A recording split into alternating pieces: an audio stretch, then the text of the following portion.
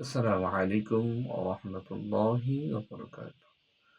সম্মানিত দিনী ভাই বোনেরা, আপনারা কেমন আছেন? আশা করি আলহামদুলিল্লাহ আল্লাহ পাক রব্বুল আলামিন সকলকে ভালো রেখেছেন। আজকে আমি আপনাদের সামনে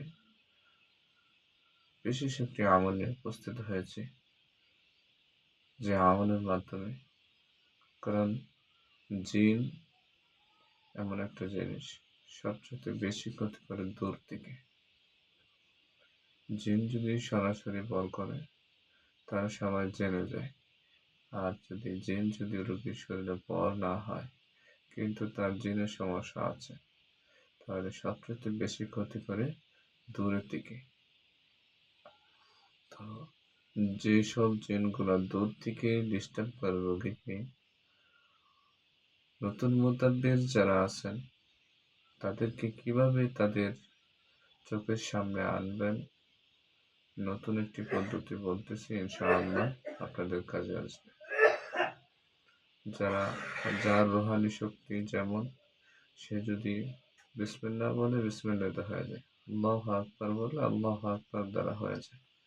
আর নতুন যারা, তাদের জন্য একটু দেরি হয় রোগীর চোখে আসতে। তো আপনারা কি করবেন, দুরূদ শরীফ ৩ বার পাঠ করবেন। ৩ বার পাঠ করার পরে সূরাতুল ফাতিহা একবার পাঠ করবেন। সূরাতুল ফাতিহা একবার পাঠ করার পর আপনি মনজিল একবার পাঠ করবেন।